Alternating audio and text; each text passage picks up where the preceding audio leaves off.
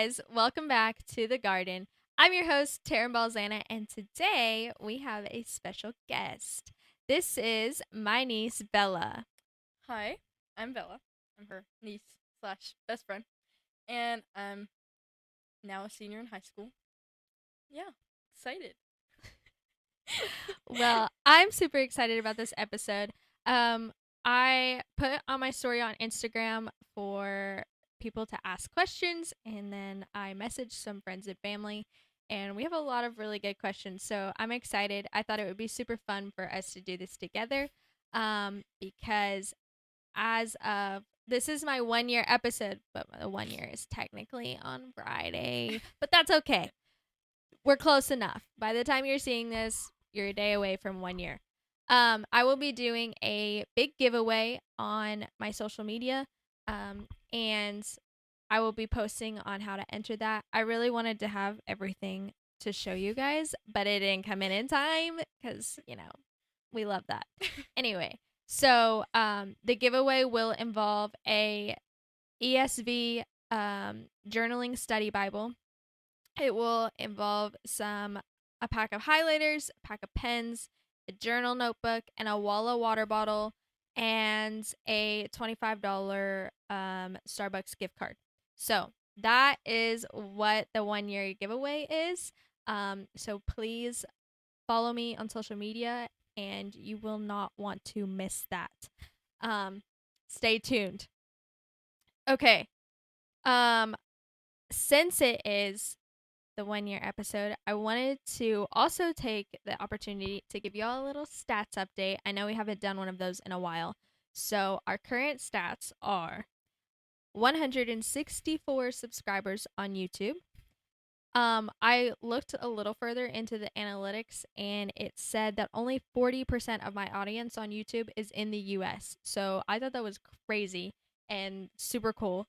The garden is in 32 countries, obviously the US, Canada, Kenya, New Zealand, United Kingdom, Germany, Bahamas, Brazil, Chile, Ireland, Australia, El Salvador, South Africa, Sweden, Guatemala, Algeria, Ukraine, Netherlands, Indonesia, France, Colombia, South Korea, Nigeria, Dominican Republic, Japan, Aruba, Czech Republic, Singapore, Greece, Philippines, Thailand, Turkey. So if you are in any of those countries, thank you so much for choosing to come to the garden and choosing for it to be a source for your growth.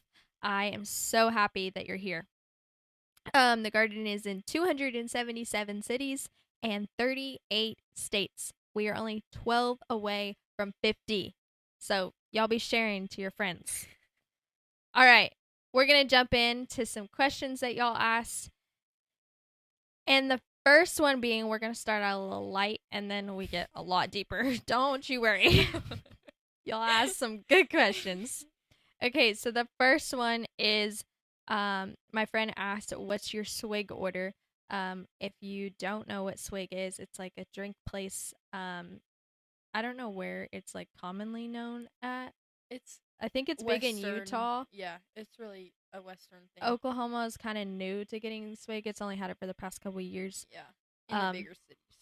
I don't really know where else it is, but swig is a drink place where you can get all kinds of different drinks.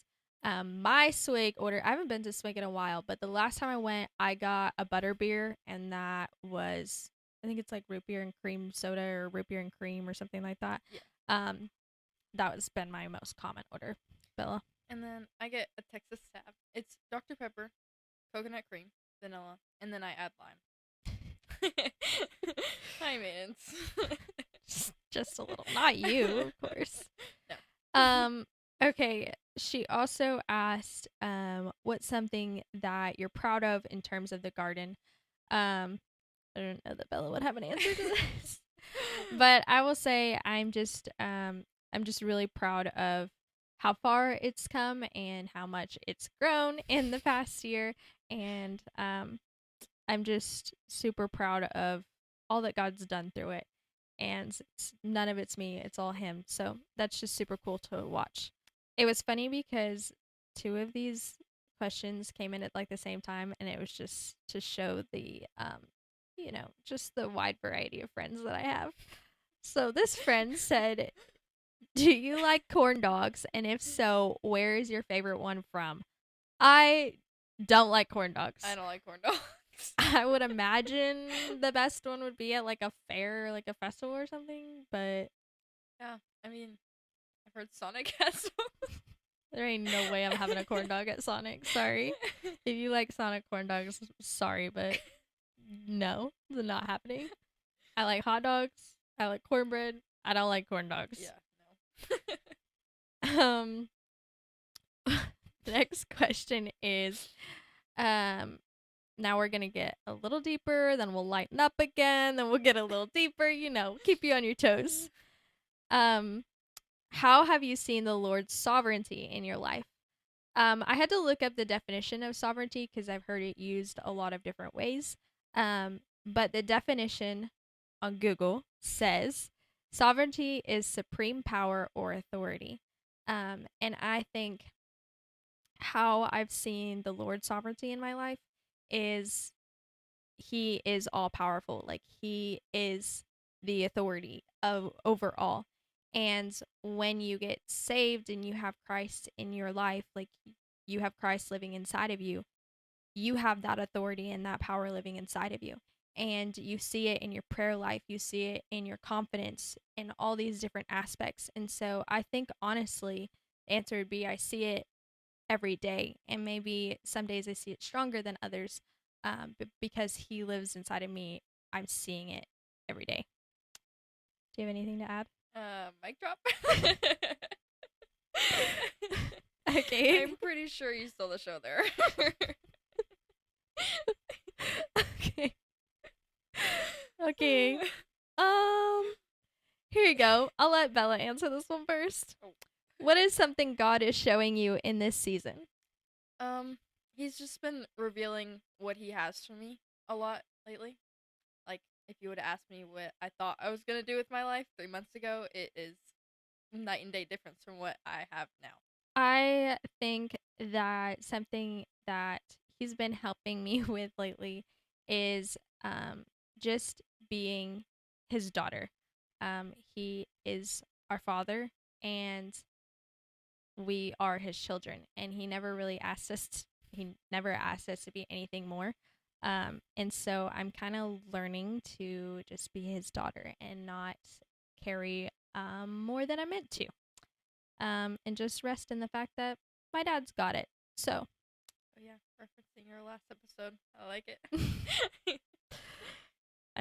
they all run together. Sometimes I didn't even remember that I said that last Yeah, episode. you didn't say it, but that's like what your last one. She does listen. I told you. Okay, so this one's a fun one. How do I dress modestly and still feel confident, beautiful, trendy, fun? That's a good one. Oh, okay. Well, I feel like it's not that hard at the end of the day if like you wouldn't wear it in front of your family or yeah, in front of your family or people you go to a church with or anything like that. You got your answer. Or look at the intention of what you're like. Why are you putting that on? If it's not for anything that's glorifying Jesus, then you probably shouldn't be wearing it. So I feel like that's really easy to like. Look at her. Look at me. We got cute outfits on, but they're modest. We're trendy, we're fun, yeah. but it's modest, and she looks beautiful. I mean, I like your outfit. So, I think it does really just depend on your intentions. If you're trying to get a guy's attention or a girl's attention, then that's not really the right attentions. As children of God, and we are representing the kingdom, and we should be able to wear our outfits in front of our parents and in front of God without making them blush of embarrassment. So,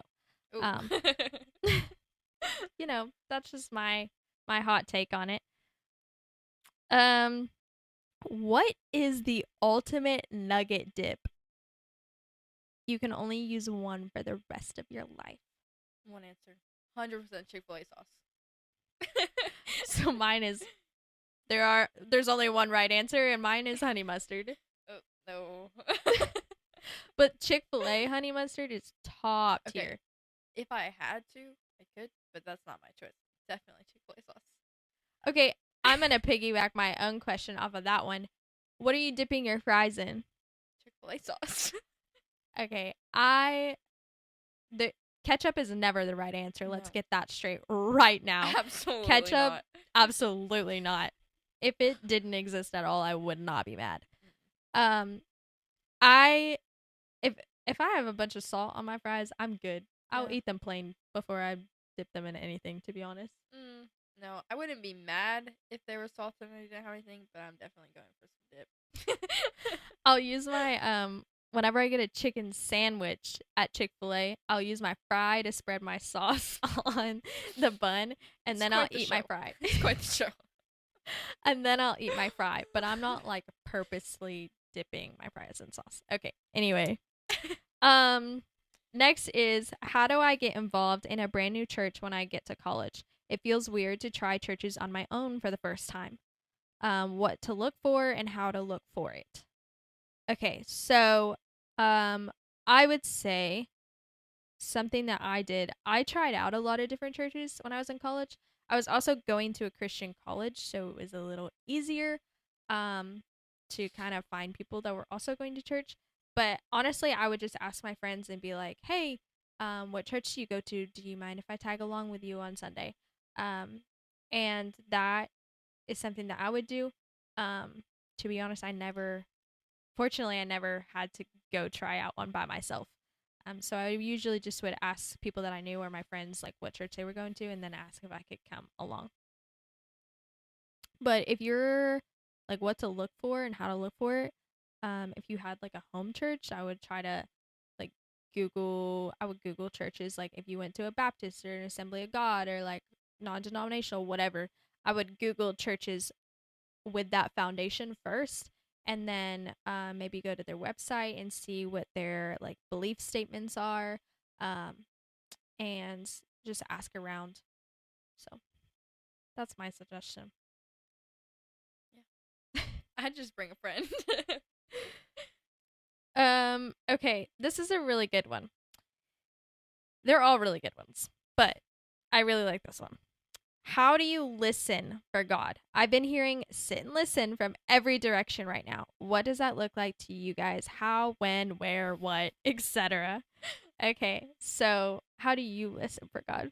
I feel like sit and listen is a very common answer, but let's be real. Sometimes I'm in the shower scrubbing my hair and I get this overcome. I'm like, wow, okay. It's always when you can't write it down, you get hit with the best stuff. Straight up. But yeah, I feel like it's just where you are in your head. Like, if you're sitting and listening, but your head's going 1,000 miles an hour, you're not actually listening. You have to be intentional and listen and spend time in the word and in prayer, and then you will get your answer. I think that you kind of have to like foster the moment. Like you have to create an environment that's going to encourage you to sit and listen. So Yeah. whatever like environment or activity or whatever that's going to like bring you peace, where your mind's not going to be going 1,000 miles an hour and you're not going to be distracted by every other thought you have. So for me, the most the most two com the two most common places where I hear God is also in the shower and when I'm driving. Like that is my time with the Lord. And that's where I feel like he reveals the most to me. And I think it's also like I am just being still. Like, yes, I'm driving, yes, I'm in the shower, but nothing else is going on in the moment. And so in the shower, driving, that's when I listen to my worship music. That's when I listen to podcasts. And then there's been many times where I've like, when I'm driving, when I'm in the shower, I just hope that I can remember it when I get out. Yeah. When I'm driving, there's been many times where I've paused a song or paused a podcast and like done a voice memo or something, or like voice texted in my notes Yeah, that's what I do. so that I could remember like what God was giving me. Um, But yeah, I think you just have to know, like, maybe yours is like going for a walk, or maybe um I don't really know what your thing is, but you just have to kind of figure out what like brings you peace. Um what allows you to just be still and be able to listen. Because if you're just sitting there and like, okay, I'm gonna listen for God, you're gonna have 1,000 thoughts going through your mind, and you're not gonna be able to listen to anything. So you're barely gonna be able to hear yourself think. So anyway, um, that's just my advice. Okay, what do you find happiness in? Like small things that often aren't even on people's radars. So this person gave an example. They said, for me, it's the perfect size Tupperware for leftovers. Not too big, not too small, but perfect fit. Okay, so what do you find happiness in? Something small, something random. Um, what do you find happiness in? I asked you first. Well, there's so many answers, but I asked you second.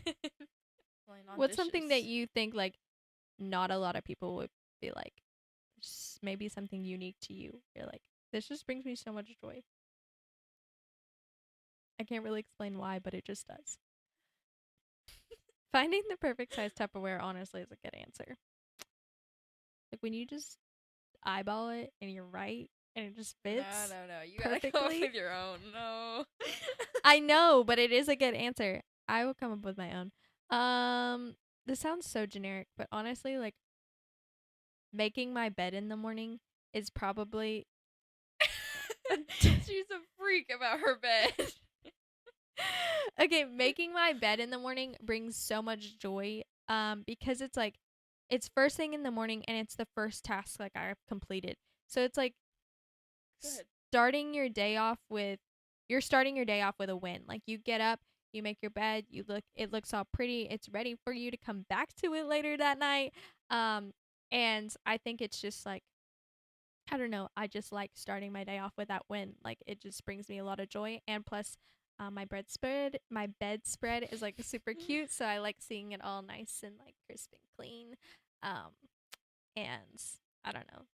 That brings me happiness. That's like just the way that I start my day, and it's just a good way to start my day. Okay, see, I needed that. Now, starting my day. My favorite thing. It just makes me so happy. It's like my calm time before the day starts. Just getting ready. Whether it's just brushing my hair or like putting on my skincare. Just simple getting ready in the morning. I just feel so much better about my day. Just starts it off perfectly. All right. So, how do you put on how do you put it on your socks and shoes? Do you One do answer. yeah, there's only one answer. You're a barbarian if you don't. Sock shoe, or sock shoe shoe. Sock, shoe, shoe. That is the only correct answer. If you are putting on your shoes like one sock and a shoe, and then you just have your one One foot, dog is fully caged up and locked away, and you got the other one still barking. What? No way. that's psycho behavior. No way. Ain't no way. I want to Wow. know if y'all do that. You're probably going to get flamed for it, but I want to know if y'all do that. Please let me know if No. you put on a sock and a shoe and a sock and a shoe. No. No. Sock, shoe. That's the only way. Oh That's it. my. Okay. I just had to read this question again. It's actually a lot easier once I read it. Okay. So somebody knows that hydrangeas are my favorite flowers, and they said they got a little scientific on me. It said hydrangeas. She's a doctor. She is a doctor. Um, hydrangeas change color depending on the pH of the soil. Literally didn't know that. Didn't know that. Things like rain, compost, or minerals can shift it over time. Fun fact. We're learning together. We're growing together. How does that remind you of the way our surroundings or what we take in can shape our walk with God? Okay, so honestly, it's quite simple. What you take in is going to be what you give out. Um, if you are not surrounding yourself with godly people, if you are not listening to music that glorifies God, you're not watching things that glorify God, you're not hanging around people that are pushing you closer to God, it's going to shape your walk with God and not in a good way. When you are involved in the church, when you are watching the right things, when you're in the Word, that's going to shape your walk with God, and it's going to really be vital to your walk with God. The only way that it's going to be fruitful. So at first when I read it, I was like, this is so hard. But Yeah, me then too. I thought about it for a second and I was like, wait, actually, this is pretty simple. Yeah. Um, our surroundings and what we take in shape our walk with God wholeheartedly. Um, and it just really matters how you're living your life. If you're living it according to how he says you should live it in the Bible and what's going to honor and glorify him, or if you're living it surrounded by people that are not pushing you closer to him. So, do you have anything to add? Basically, what you said. Well, and also, it's not. It is what you're surrounding yourself with, but you don't even have to be surrounding yourself with negative things. It's just not surrounding yourself with godly people or listening to a podcast in the morning. Just like not being intentional about growing with the Lord, Mm-hmm. because I was like that for dealing with things last year, and I'm a completely different person than compared to now, because not because I was doing bad things, I just wasn't surrounding myself with the Lord and people who love the Lord, and I wasn't in church all the time and doing everything you can possibly do at church. I wasn't taking time out of my day to read my Bible or go out of my way to pray. Just little things like that can affect you so much, like the pH in the soil. Mm-hmm. It's crazy. Yeah, I think. Yeah, I got nothing. Yeah, that was good. Um. Okay, so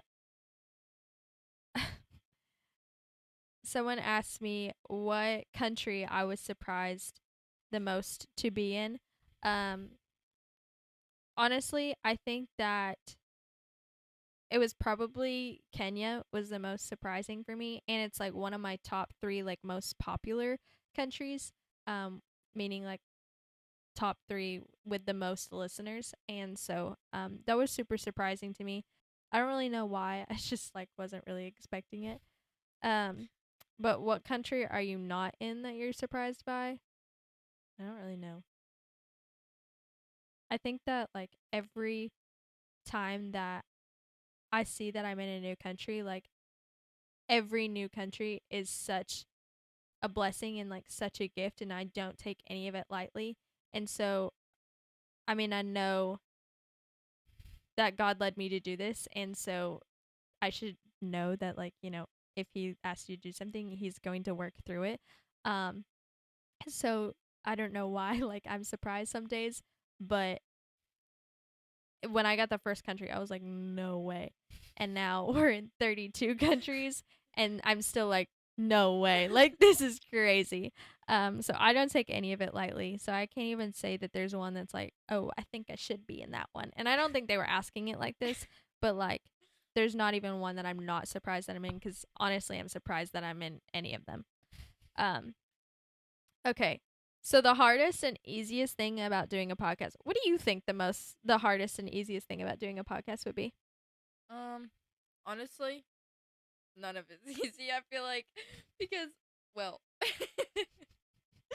working it into your schedule. Not that it's hard, but like it kind of is hard once the week is going. Working it into your schedule, and like with work and just church, just everything. So working in schedule hard. Getting this stuff to work hard. We experienced enough of that, and then just keeping up with it, like not losing faith through it. I really don't feel like any of it's easy at all. It takes courage to do it, and I commend you for that because I don't know if I'd be able to do it. Um Thanks. None of it is easy. It's all hard, and I just have to keep reminding myself that like this is what God called me to do, so clearly he has a purpose for it. I mean, there's people in 32 different countries that are listening to this podcast and hearing about Jesus, and that's making a difference. And so, yeah, fitting it into your schedule. I mean, I still have a job. I have to get sleep. It's probably not happening tonight, but I gotta get sleep. Just spending time like preparing all the topics, because I don't take any of them lightly. I do deep dives on all of them. Preparing the topics, editing. Yeah. The easiest thing, pressing record. Struggle is real. Pressing record's the easiest thing. What surprised me the most about it, they asked this too. I think how much goes into it. I had no idea. I figured that it was a lot, but I had really no idea how much went in to producing an episode. So that was a bit surprising. I personally did not expect it either. Did not really know what I was signing up for, but we're here. We're in it for the long haul. Okay. Flipping the script a little. What does your perfect Saturday look like? Probably wake up at like 8:30. Go get a coffee.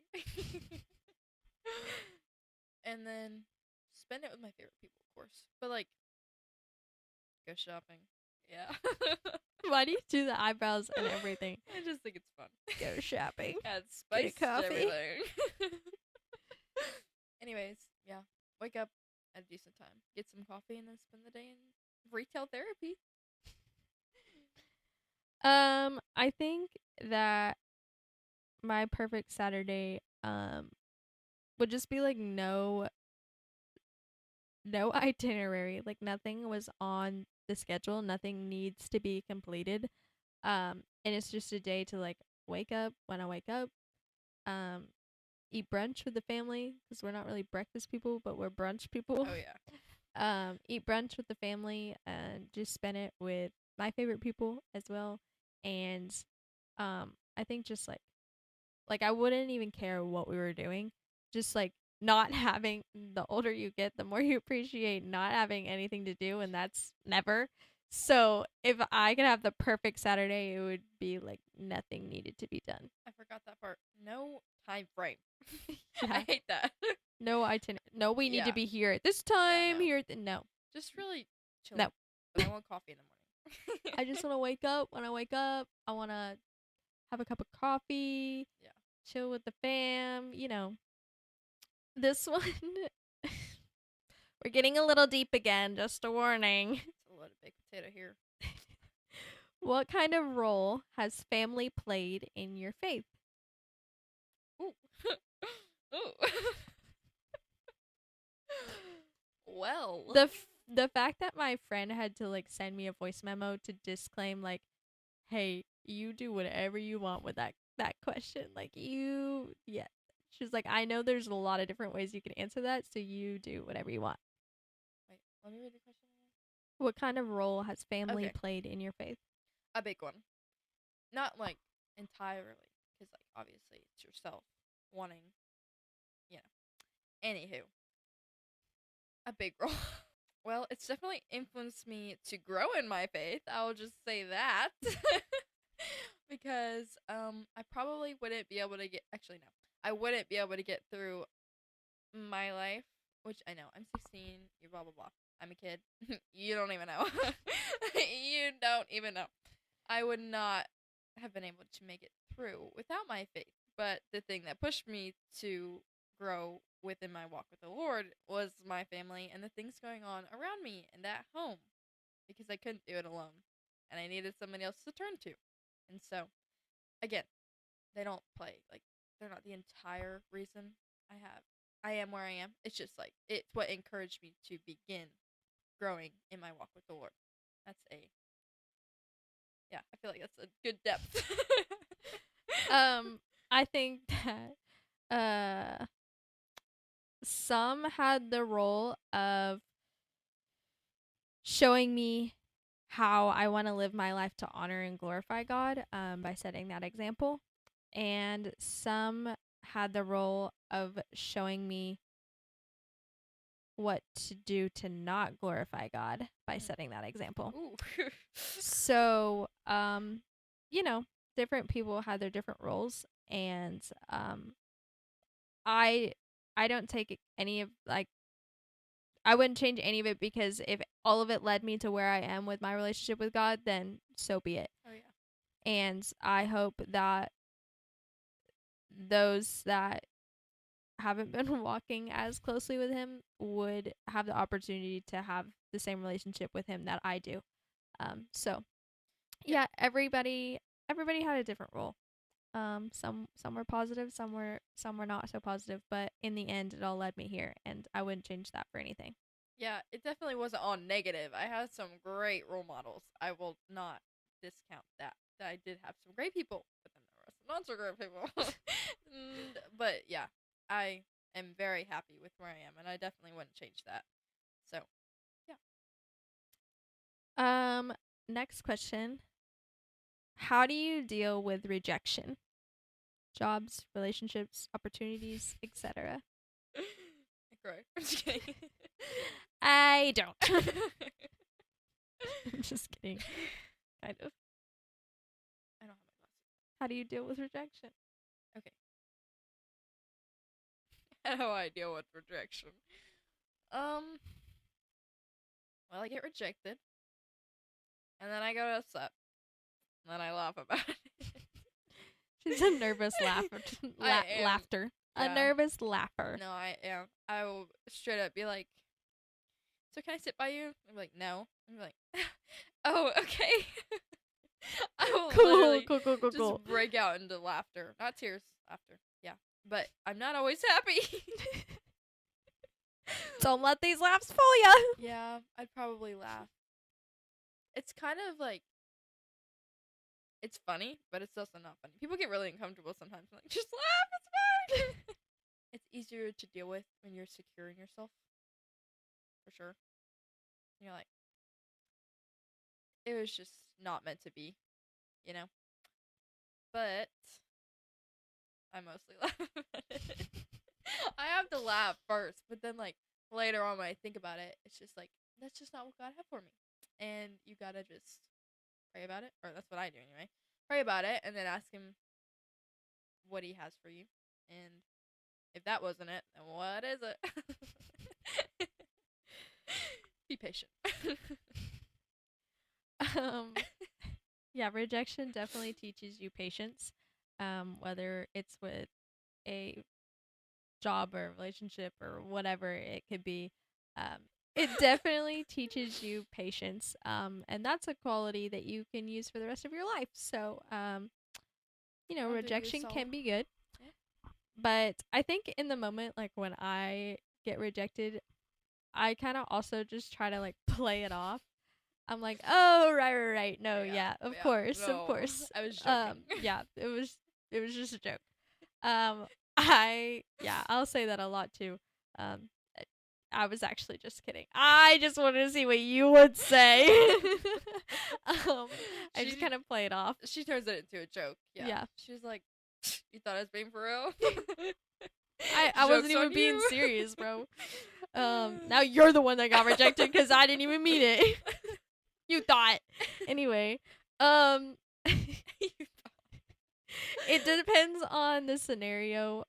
Most of the time when I've found myself in that situation, I just kind of like play it off in the moment. Sometimes when I like get home or like later, I'm like, shoot, that kind of hurt. But I also just have to remind myself like, okay, like that was not what God had for me. And to be able to talk yourself down off those ledges depends on your relationship with God. So if you're not in the word and you're not knowing his truth and what he says, and what his plans are, that they are for you to live life and life abundantly, um, then you're not going to be able to talk yourself off those ledges. So he already gave you the tools and you just have to use them. But anyway, I usually do. I'll get home, and yeah, it really just depends on the situation. I might go to my parents and be like, "Yo, this happened and this sucked," but they're really good at building me up in the word. And when I get home, I'm usually I'm like, okay, like that's not what God had for me. He has something better. Like, I just have to know those things, and I'll give myself those little pep talks. Yeah, that's very encouraging to get through things. Yeah, just that's not what God had for me. And then deep breath. Yeah, that's Yeah. good That answer. just means he has something better. Yeah, yeah. Like, you thought that was good? Just wait. You just wait. You thought you were gonna get 1 rose. Turns out you're getting 50. Yeah. No, literally. It's always so much better when you just wait and Always. see what he has for you. Yeah. There's like that there's this picture that like floats around social media, and I don't even know exactly how it goes, but it's like it's done with a little bouquet, and it's also done with like a little teddy bear. Um and the person like wants it so bad or whatever, and they don't get it, but then they realize like the picture shows that God has like an even bigger bouquet and an even Behind his bigger back. teddy bear behind his back. And so like that's just like, we don't always see that, but he knows and he has a plan, and we have to know that. And that's where the patience comes in. Yeah. It may be hard, Yeah. but just It gotta may wait. take a while before you actually get to see his plan be revealed, but it's always worth it. Yeah. So another good question is, yeah, like I said, we're getting deep again. Oh. Okay. What book of the Bible has impacted you the most? Do not look at me. You go first. Um, honestly, I mean, it is hard because like they all have they're all amazing and you can learn so much from each of them. But I think that me personally, it's probably going to be the book of Jonah. That is one that I was reading last year. At the beginning of the year, and was really diving into, and I just got to see the way that God consistently sought after Jonah, and just didn't give up on him, and he does that to us every single day. We're never too far gone. There's never a point to no return. We can always turn back and come back to him. And he's like constantly just seeking after us. Like, just because we get saved does not mean we stop being a part of that one that he searches after. And I just saw that so evidently in the book of Jonah, and it was a really like pivotal moment in my faith. And so that is probably one that impacted me the most. For me, it's gotta be the book of Psalm. Now, that is all thanks to my grandma. She promised me a surprise if I learned Psalm 91. Okay? Well, I memorized it, you know. I don't remember it anymore. Like, I know it. If I read it, I could say it. But I can't right now. So don't ask. But it's not just Psalm 91. That just is one example of the promises that he has for us. And that's just so evident in the book of Psalm. I just feel like if you just keep reading, it's like, dang, bro, this is good. The deeper into it you go, the better it gets. And I just never have been disappointed with reading the book of Psalm. It is like a super good one. Um, it's just like the Psalms have been wrote from times of like distraught and despair and like agony, and also times of like great praise. Well, all of them are praise. Like, Yeah. the way that David just talks himself into to praising God no matter what the circumstances are. It's it's very relatable to life. Mm-hmm. You can literally look in it and just read in any wherever you are. If you got rejected, okay? And you need just go look in the book of Psalm. Bam, you're covered. Or like say it's the best day of your life. They literally cover everything. And that's why I just love it. It's very universal. This is a really good one. Okay. Oh gosh. I think this one is going to be our last question. Fruits of the Spirit and their importance. Now I got the fruits of the spirit, you got the importance. Okay, Bella, what's the fruits of the Spirit? Okay, so I have to say at 50,000 miles per hour because if you know the Fruit of the Spirit song, you know it gets faster and faster and faster, and it's super fast. And so it's embedded in my brain, but it's embedded in my brain really fast. Okay, I'll try and I can do it. I said it like 5 times before this. Okay. Love, joy, peace, patience, kindness, goodness, faithfulness, gentleness, and self-control. Now that's like the slowest I said it. I'm proud. She was not saying it that slow No. earlier. Yeah. I think you should just go ahead and sing the whole song just for. Well, not the whole song. For the spirits, then a coconut. Okay, that's all you get. But I have it like love, joy, peace, patience, kindness, goodness, faithfulness, gentleness, and self-control. Oh. Because that's how it was in Sunday school. We sung it every single Sunday without fail. It's stuck like that. Anyways. You can't forget the 2. It's a 2. Oh, sorry. Anyway. Okay, so their importance. All of the fruits of the spirits are represented by God himself. He practices each and every one of them he just does them naturally, actually. Like, he didn't even need practice. He just came flawless and able to execute all of them perfectly. Anyway, but as children of God, we are called to be Christ-like, and if he executes all of them perfectly, then our goal should be to be like him and to be able to also execute them. It is important that we live out each of the fruits of the Spirit, and it will benefit our life, our relationships, our relationship with God. But the importance is you're going to live a better life if that's the way you're living your life, with the goal to practice each and every one of those fruits. And also, I mean, the simple answer is that's how Christ is, and we're called to be Christ-like. So that's what I got for that. I feel like the fruits of the Spirit are really emphasized on when you're younger and like in Sunday school. I feel like you need them so much more when you get older, though. It is literally like what to go off of, okay? What you need to just pay mind to on the daily basis. It's just a really good reminder of things that we should be aiming to be. Yeah. But I feel like once you get out of Sunday school, you kind of, it's not emphasized on near as much because it's something really simple to teach younger kids, but it's so important as adults even. So important. I mean, like, the older you get, the harder life gets. I mean, not to sugarcoat it, it just gets tougher. And so to be reminded of those fruits, and it says they will know you by your fruits. They will know you are mine by your fruits, basically. Essentially. I may not have that exactly, but essentially it says God's saying they will know you are mine by your fruits. And that is how people can look at us and see Jesus through us. But also to, like, the way you're dealing with people, you have to remember, like, they are children of God, and I need to love them because they were also made in God's image. I am made in God's image. I need to love myself. Life is not always going to be easy, but I need to have joy.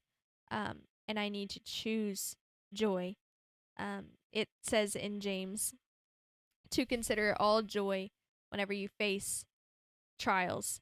And I know that that's like so hard, but trials only push us closer to God, and we only come out stronger.